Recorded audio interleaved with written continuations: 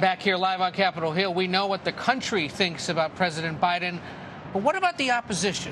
Here to answer that question is CBS News' Executive Director of Elections and Surveys, Anthony Salvanto. Anthony, how do you answer that question? Hey, guys. Great to talk to you. And that's a great backdrop right there. Let me show you what I got behind me. It's going to be a big difference in priorities for starters. And the State of the Union is often about setting priorities, right? For Democrats, and that's going to be a big part of the audience here for Joe Biden, reducing gun violence, lowering inflation, this is common and bipartisan, addressing climate change are priorities. But let's turn to what you asked. What are the Republicans' priorities?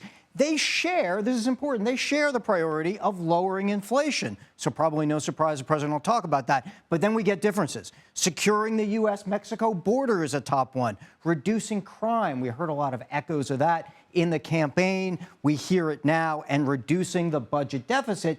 This is going to come up, of course, in the debt ceiling negotiations. This is what Republicans are talking about.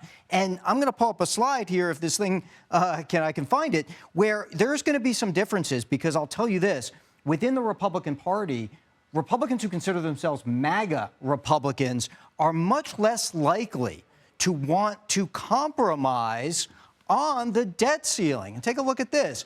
Would you raise it even if it meant the U.S. would default on its debts? Non-MAGA Republicans, as within the party, say, yeah, go ahead, raise it in that case. But you get a drop-off there among MAGA Republicans, less likely to want to raise it, less likely to want to compromise. We've seen that throughout the polling. Those are the differences. You might see them in Congress. You definitely see them in the rank and file among Republicans, guys. Yeah, Anthony, that's really interesting, especially as the president's calling for unity. That gives us a good backdrop about how the parties are really feeling. Thank you so much. And for the record, we love your backdrop as well. Thanks. Have a good night.